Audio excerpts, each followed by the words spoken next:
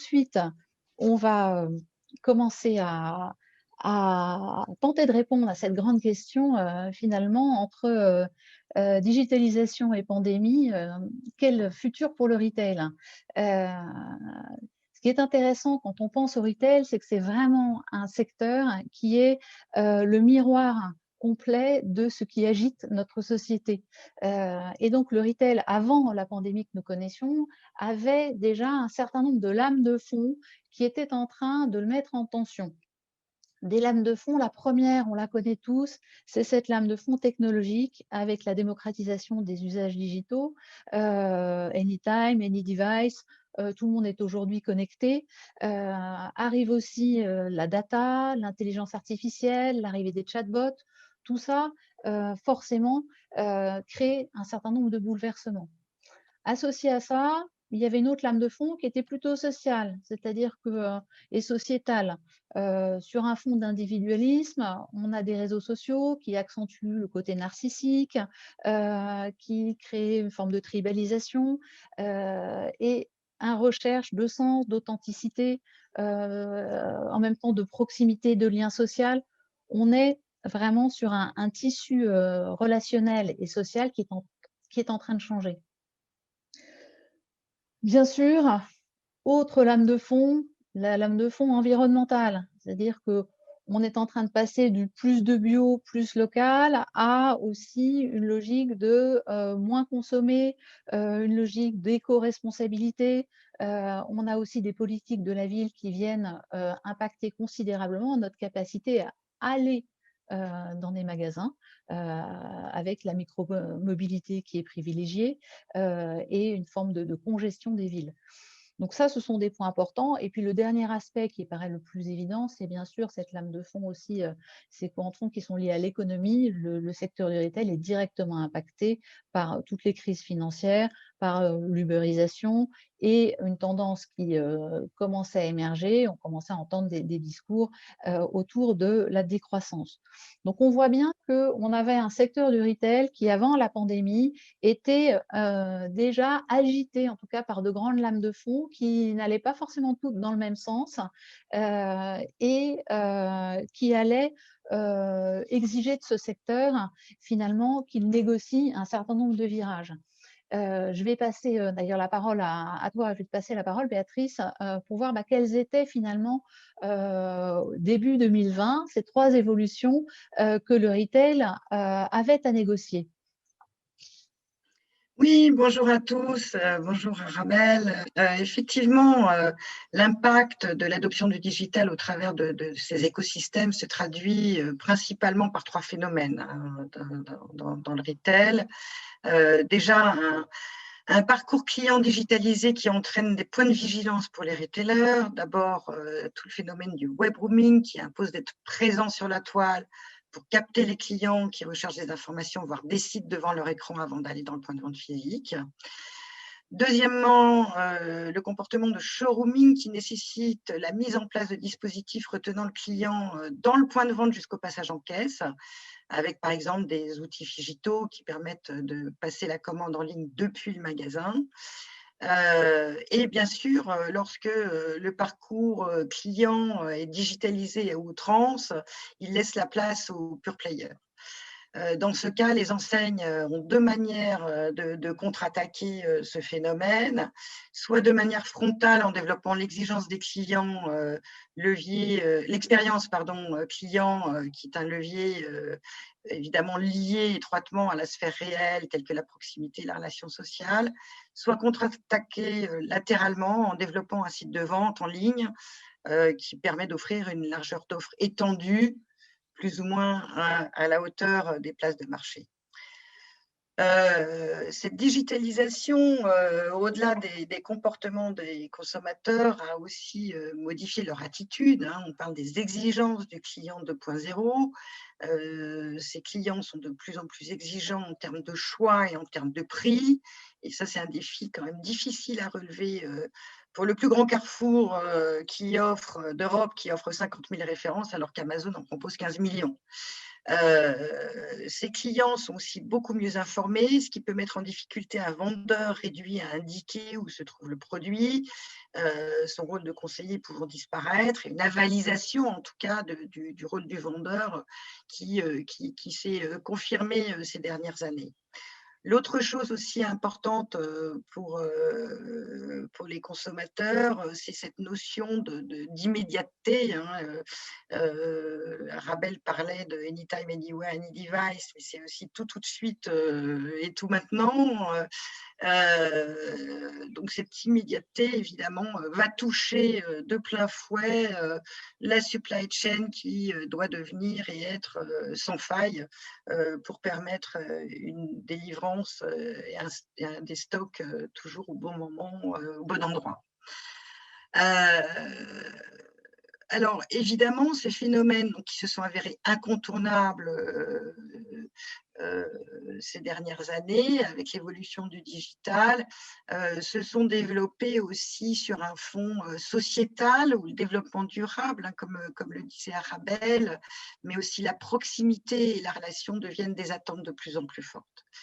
D'ailleurs, ces trois attentes sont cohérentes entre elles, hein, la proximité géographique servant au développement durable, la proximité sociale nourrissant la relation.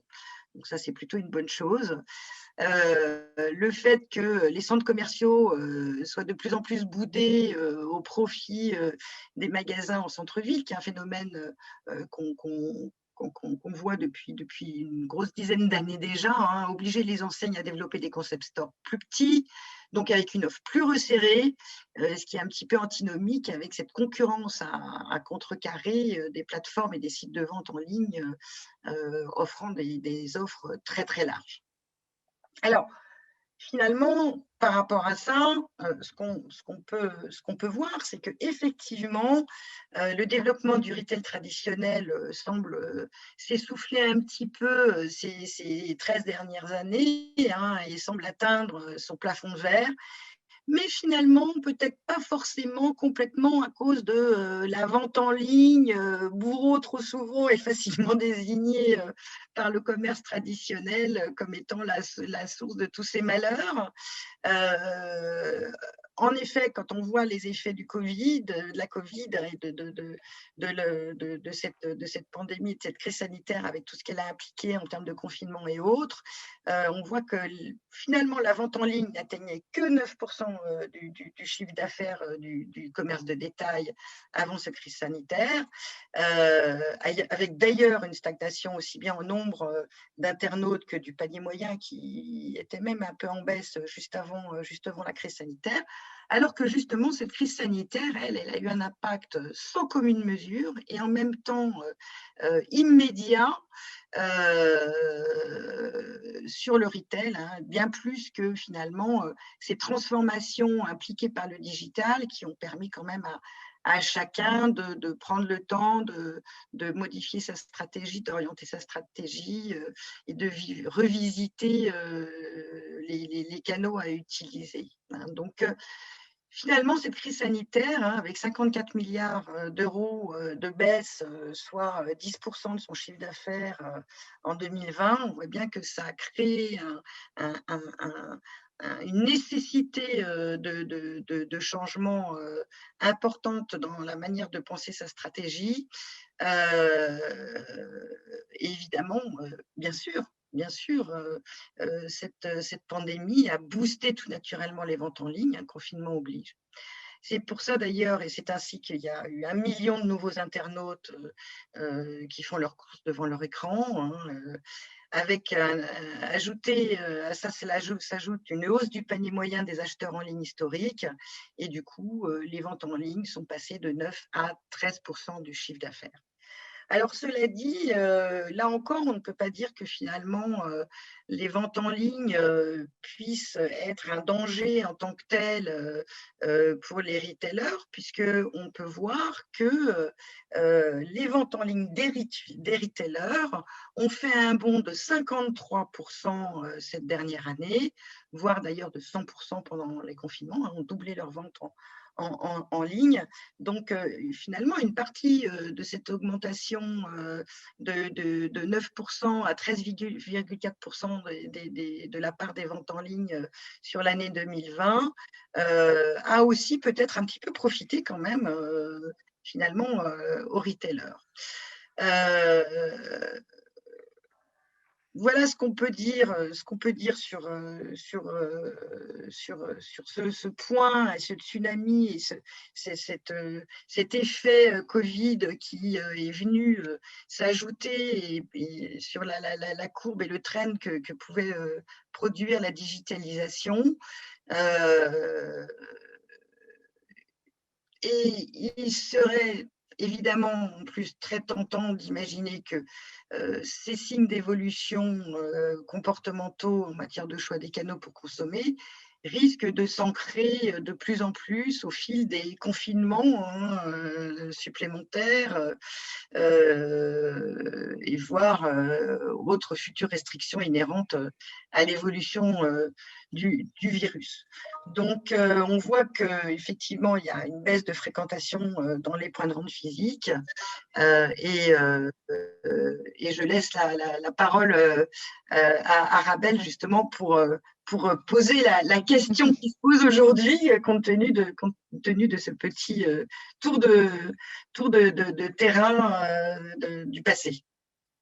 Merci Béatrice. Oui, on voit effectivement que même si effectivement la vente en ligne est un excellent amortisseur et relais, on voit que la rupture, l'accélération que provoque la crise sanitaire va nécessiter réellement un vrai virage, une prise de virage peut-être plus raide que celui qui avait été envisagé, je pense, au départ par les retailers.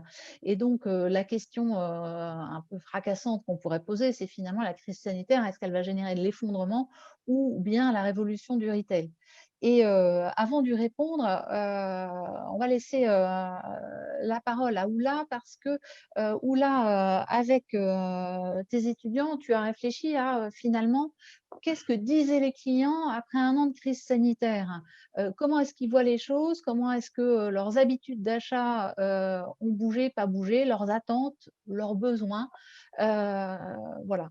Et on a trouvé cet éclairage extrêmement important dans le cadre de cette réflexion. Oula, Merci je te beaucoup, laisse la parole. Arabelle. Merci beaucoup. Bonjour à tous. Oui, effectivement, grâce à une étude en ligne conçue et diffusée à l'aide des solutions Sphinx en novembre 2020, 60 de nos étudiants en 4e année Digital Marketing Strategy et Marketing Innovation and Distribution ont fait parler des consommateurs franciliens. Sur la base de commentaires d'images et diverses questions fermées, des thématiques ont été abordées telles que les nouvelles tendances d'achat des consommateurs depuis le début de la crise sanitaire, le rôle du livreur, le boom du e-commerce pendant la crise de la Covid et aussi l'impact de la pandémie sur les gestes et réflexes responsables des consommateurs. 450 réponses ont été collectées auprès d'un échantillon francilien principalement composé de femmes ayant un statut de cadre supérieur, d'employés et ou d'étudiants. Les 3/4 des répondants appartiennent à la génération Y. Quels sont les grands enseignements de cette étude? Une particularité marquant un paradoxe ressort des analyses sous la forme d'un oui, mais non. 60% des répondants déclarent un changement d'habitude d'achat, notamment l'achat sur Internet, mais 80% d'entre eux rejettent le shopping exclusivement en ligne. Si on creuse un peu plus dans les données statistiques, on remarque que 40% des répondants affirment qu'Internet est le moyen d'achat le moins aimé, alors que 90% d'entre eux reconnaissent utiliser ce mode pour des raisons comme le gain de temps, le côté pratique, la disponibilité des produits, le choix, notamment pour l'achat de vêtements. Et si on passait au 100% en ligne? La réponse est clairement non, pour des raisons comme avoir plus de contact humain, besoin de toucher le produit, de le prendre en main afin d'apprécier plus précisément sa qualité, d'être conseillé, mais aussi pour le fan. Et pourtant, l'achat en ligne est un indispensable. Le click and collect et la vente en ligne sont les alternatives les plus recommandées pour maintenir une activité pendant la crise. And the winner is click and collect. La crise de la Covid-19 et les adaptations qu'elle a engendrées face à la fermeture des commerces ont contribué à transformer le rapport des Franciliens au commerce digital. les rendant plus ouverts à cette pratique. Les parcours omnicanaux, alliant digital et physique, ont été adoptés par les franciliens parce qu'ils proposent des moyens comme le click and collect qui répond à des besoins comme par exemple la rapidité, la proximité, la disponibilité, la fiabilité, en maintenant le lien et le contact humain. Ce lien représente en effet un point fort de la livraison à domicile. Ce lien représente justement un point fort, puisque le rôle du livreur devient alors essentiel pour faire de la livraison un moment de plaisir. On observe que le client, en changeant ses habitudes d'achat, transforme le dernier de cordée jusqu'alors impersonnel et anonyme en un personnage de la mythologie urbaine en l'investissant d'une fonction d'enchantement à l'image du Père Noël. Il devient donc l'acteur de la relation client et le médiateur entre le retailer et le client, inaugurant ce que certains qualifient de figital, la combinaison du monde physique du vélo, par exemple, pour certains, et le monde du digital du smartphone. Au-delà de ce rôle et des modes d'achat, qu'est-ce qui change du côté des clients? Alors, les préoccupations environnementales prennent de plus en plus de place dans les critères d'achat. Plus local et plus durable, les consommateurs franciliens achètent les produits plus verts et soutiennent les commerces de proximité. Toutefois, le coût carbone du e-commerce est aujourd'hui un vrai dilemme. En effet, on observe une grande disparité des réponses quant à l'appréciation de l'impact du e-commerce sur l'environnement, traduisant une certaine immaturité collective à propos de ce sujet. Cet éparpillement doit mener à poser des pistes de réflexion concernant le secteur du retail, comme proposer une meilleure information concernant l'empreinte carbone qu'engendrent les différents modes de livraison, par exemple. Alors pour conclure, le client d'aujourd'hui est très exigeant, mais il n'est pas prêt à accepter la frustration. On veut tout ce qu'on pouvait avoir hier, mais en mieux. Plus local, plus bio, plus proche, moins cher et disponible quand on veut. Ce comportement adolescent ne laisse pas d'autre choix aux retailers que d'être clairs quant à leurs engagements et promesses et de fournir plus d'efforts et de pédagogie et de transparence. Merci Oula pour cette synthèse de cette belle étude et qui vient montrer à quel point, surtout je pense sur cette conclusion, à quel point on a un retail qui est face à des clients qui sont devenus hyper exigeants et qui vont demander voilà, au retail de trouver beaucoup de ressources pour se réinventer et faire face à cette exigence. On voit bien qu'aujourd'hui, le retail a 4 grands défis.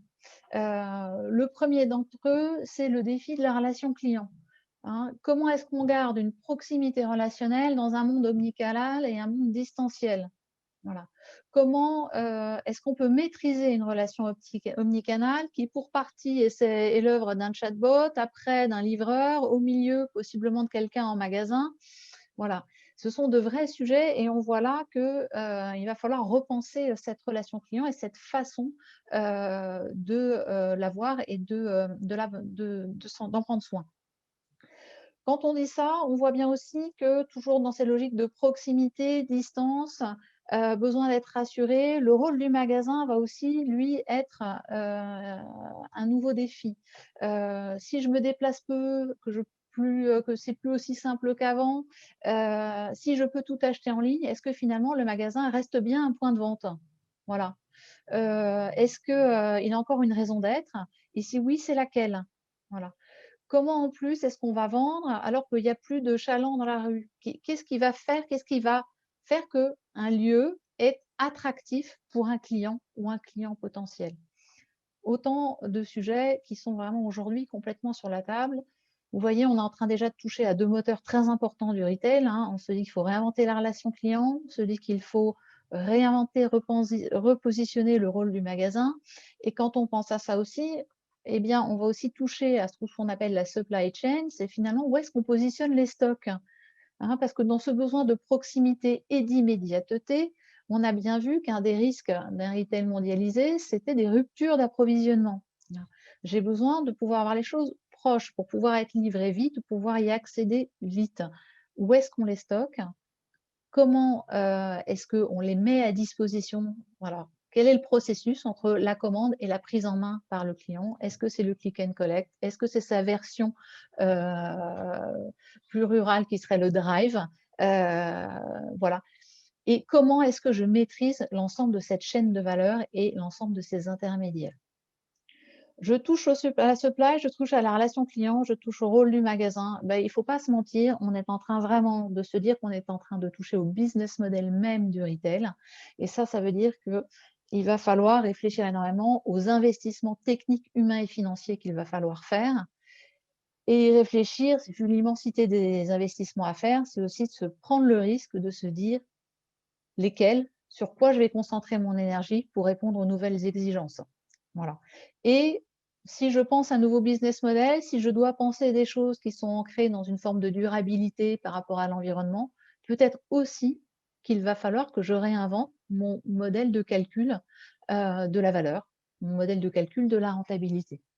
Voilà. Donc on voit que finalement les défis aujourd'hui sont extrêmement importants et il ne s'agit pas que de les poser comme ça en tant que tels, c'est-à-dire qu'il va falloir très rapidement que les retailers, et ils sont d'ailleurs en train de le faire, se saisissent de ces sujets et fassent des choix très structurants pour les années à venir. Donc Béatrice, en tant que, en plus, ancienne actrice même du secteur, voilà, comment est-ce que dans le futur, le retail va s'en sortir? Qu'est-ce que, voilà, vous pensez qu'il va être extrêmement clé de savoir-faire? Alors oui, effectivement, Arabelle, hein, cette crise sanitaire plonge résolument le retail dans un nouveau paradigme qui est celui de l'omnicanalité. L'accumulation des confinements et autres couvre-feux ne peut qu'ancrer les tendances présentées dans l'étude que Ola vient de vous présenter, va nécessiter de revisiter sa stratégie. Alors, cette crise, elle a propulsé des achats en ligne qui étaient des achats en ligne par convenance vers des achats en ligne par obligation. Et parallèlement, la sensibilité à l'environnement continue de croître. Paradoxalement aussi, la proximité est une notion de plus en plus prégnante dans les attentes des consommateurs. Ainsi, les retailers doivent désormais s'attacher à orchestrer un triangle d'or, celui de l'omnicanalité que je vous soumets et vous propose aujourd'hui, en associant donc le digital, le web, l'environnement et cette proximité. Cette orchestration de ces trois composantes qui nous paraît essentielle représente à la fois des défis pour le retail, mais aussi des opportunités. Alors, concernant l'environnement, sortir du retail gaspillage est un vrai défi, d'autant plus que des sites de revente de produits entre consommateurs permettent de développer un marché qui peut échapper aux enseignes. S'approprier la seconde vie des produits, à l'instar d'Apple avec le reconditionné ou de Fnac Darty tel que Kettel nous le présentera dans quelques minutes, peut à la fois permettre aux enseignes de s'approprier ce marché qui leur échappait, de développer une image écologique et aider les consommateurs finalement à consommer mieux.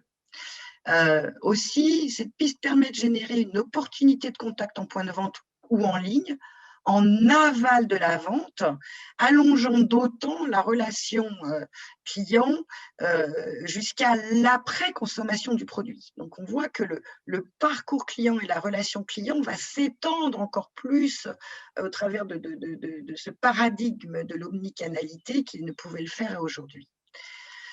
Concernant le digital et les nouvelles technologies, être en capacité de satisfaire le consommateur à la fois chaland et internaute est très complexe. Il oblige de penser la relation client en amont du processus, encore plus qu'on ne pouvait le faire jusqu'à présent, et de répondre aux questions désormais indispensables, où et quand je propose quoi tout au long de ce parcours client devenu omnicanal. Cette question est évidemment assortie d'attentes consommateurs inhérentes à l'adoption du digital, mais aussi à la crise sanitaire. C'est le choix, limité en point de vente physique et limité sur la toile, qui a donné place à des stratégies telles que d'ailleurs développées par la Fnac, menant à développer de véritables places de marché en ligne au nom de l'enseigne. Et finalement, pourquoi ne pas développer ces mêmes places de marché dans la sphère réelle ? Si on regarde l'exemple de Carrefour en Italie qui propose des produits Decathlon dans son point de vente, on est bien là dans un élargissement de l'offre dans la sphère réelle qui peut être une piste aussi intéressante. D'ailleurs, à ce titre, Sophie nous présentera une stratégie très innovante initiée par Maison du Monde. L'immédiateté, qui est aussi une attente consommateur de plus en plus prégnante, inspirée par le digital, c'est également un défi dont d'ailleurs Annabelle nous parlera au travers de la supply chain, plus précisément, puisque c'est aujourd'hui au cœur de la réussite du business, comme elle le disait. À ce titre, le défi du dernier kilomètre pourrait finalement être un atout pour les retailers, puisque leurs points de vente sont géographiquement plus proches de leurs clients que les Amazon et autres Alibaba. Les points de vente sont souvent déjà implantés dans le dernier kilomètre et cette problématique de la supply chain pourrait finalement favoriser les retailers traditionnels. La proximité, aussi bien géographique que temporelle, sont servies par les atouts indéniables du commerce traditionnel. Au-delà de ça, la proximité sociale, qui est traditionnellement nourrie par l'enchantement de la rencontre physique qui permet de nourrir l'expérience client dans le point de vente physique, et ce sans commune mesure avec la sphère virtuelle, eh bien cette proximité sociale et ces moments de relation dans la sphère réelle, comme le disait Arabelle, se font de plus en plus rares. Donc les enrichir est une nécessité, mais peut-être aussi que les étendre en aval du processus d'achat est également une option. Bien sûr, le click and collect scelle la relation du client au moment de la prise en charge du produit par celui-ci, mais dans le cadre d'un parcours 100% en ligne ou d'un achat finalisé en ligne, le moment clé se réduit à un instant de livraison, un temps de livraison qui peut et se doit, à mon sens, d'être enrichi.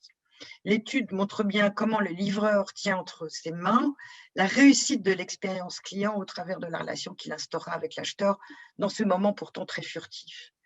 S'offre alors peut-être l'opportunité au retailer d'enrichir ce moment de vérité, alors que le rôle du vendeur, qui était avalisé par la compétence des internautes, le livreur pourrait prendre le relais en proposant par exemple des produits additionnels à l'instant clé donc, de cette livraison, à l'instar de la gondole de caisse dédiée à l'achat d'impulsion, qu'on connaît tous très bien. Son camion et sa dextérité finalement à conseiller le client pourraient transformer son rôle de livreur en rôle de livreur-vendeur. À l'inverse, on pourrait aussi imaginer que le vendeur pourrait sceller la relation en livrant lui-même les produits commandés par ses clients. La rencontre physique, de plus en plus rare en magasin, fort de la digitalisation d'un parcours d'achat renforcé par la crise sanitaire, doit donc désormais être envisagée en amont, mais également en aval de ce parcours, avec donc une relation et un parcours client beaucoup plus long que tel qu'on pouvait l'envisager jusqu'à présent. Et finalement, cette relation omnicanale peut donner place à de nouveaux métiers, à de nouvelles priorités qu'Arabelle va vous présenter maintenant. Merci Béatrice. Avant d'aller même sur les nouveaux métiers, je pense qu'il faut bien comprendre que ces nouveaux métiers vont être extrêmement liés à deux types d'investissements qu'il va falloir faire. Je vais commencer par un investissement qui paraît évident. Si on dit web, on dit data, on dit digital. D'accord ?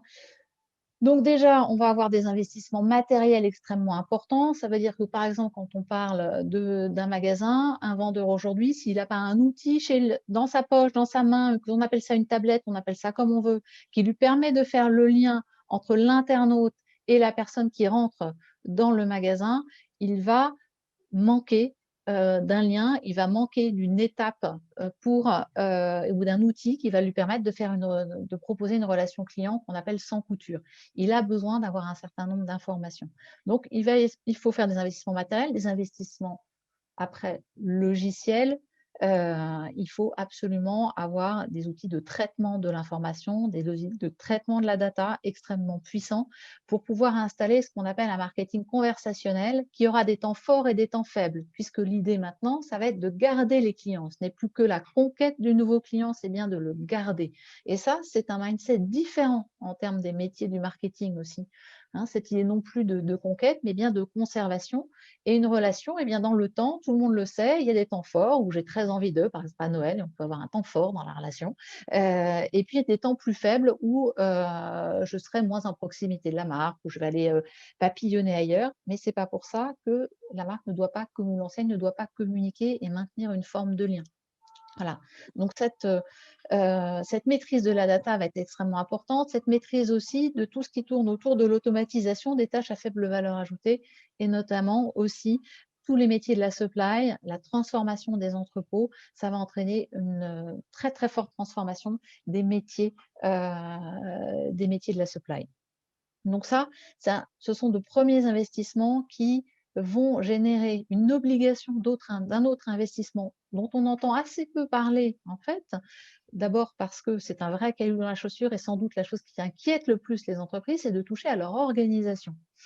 Parce que le digital, c'est un processus éminemment transverse. Voilà. Or, beaucoup d'entreprises de retail se sont construites en silos. Voilà.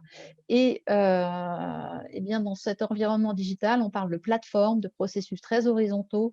Il va falloir absolument définir des processus collaboratifs et décisionnels, je dis bien et décisionnels, à boucle courte. Voilà. Parce qu'il y a beaucoup de complexité, il y a énormément de nœuds différents à dénouer pour que les choses soient plus fluides. Et puis, il y a des moments de vérité multiples dans une expérience client auxquels il va falloir trouver des réponses et qui peuvent aussi permettre d'imaginer de nouveaux services. Donc, ça nécessite un redesign des processus internes, notamment aussi, par exemple, on peut se dire, repenser les flux pour passer d'un magasin point de vente à un magasin lieu de contact. Je vous laisse imaginer ce qui se cache derrière. Bah, ce n'est plus les mêmes canaux d'information, on n'a pas besoin de transmettre la même information, les indicateurs ne seront plus les mêmes et je pense que le système d'évaluation et de valorisation du lieu va être extrêmement différent.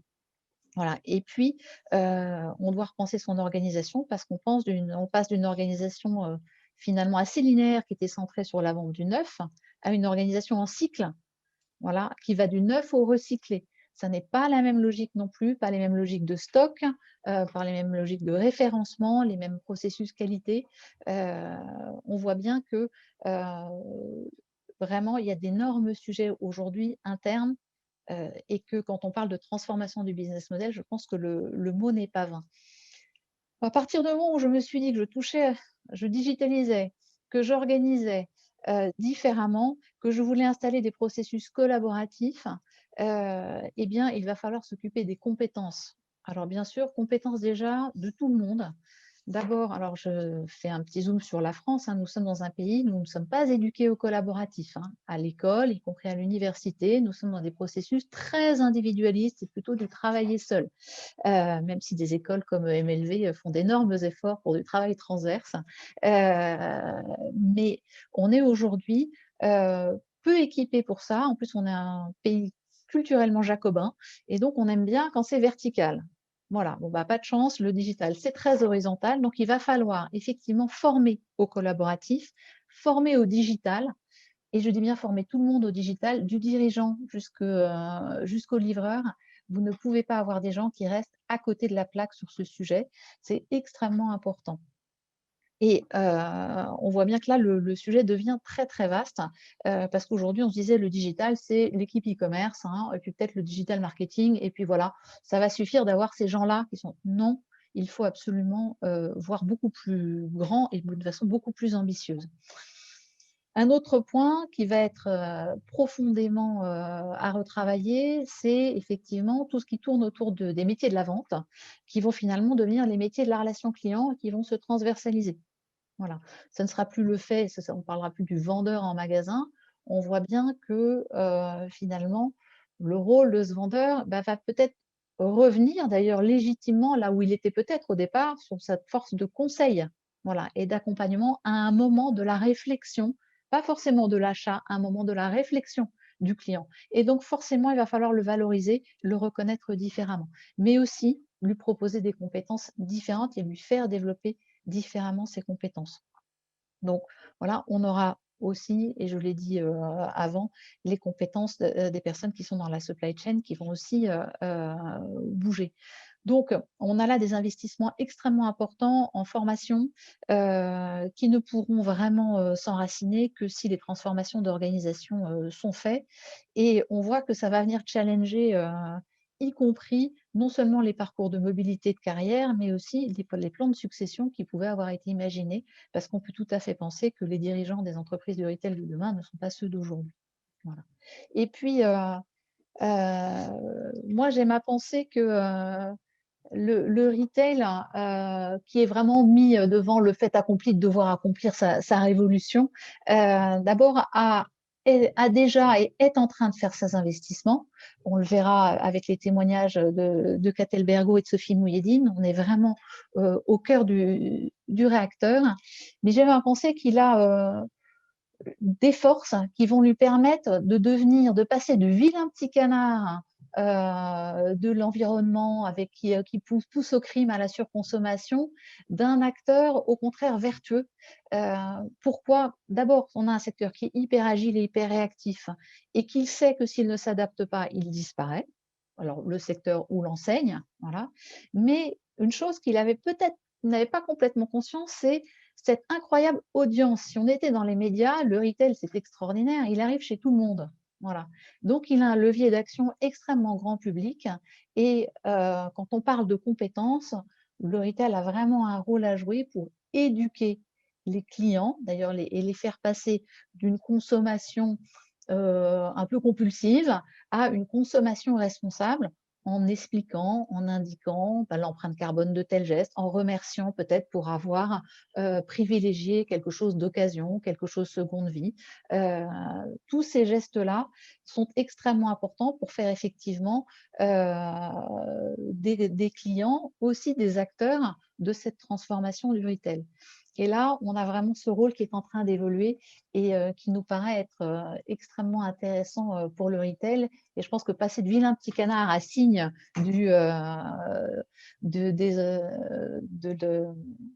la Développement durable. transformation, voilà, je pense que c'est vraiment une vraie révolution.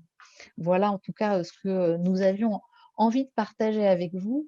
Et vous voyez que on a posé une étude. Je pense que c'était extrêmement important que nous puissions nous entourer par des personnes qui vivent cette transformation de l'intérieur, qui portent ces défis et ces enjeux.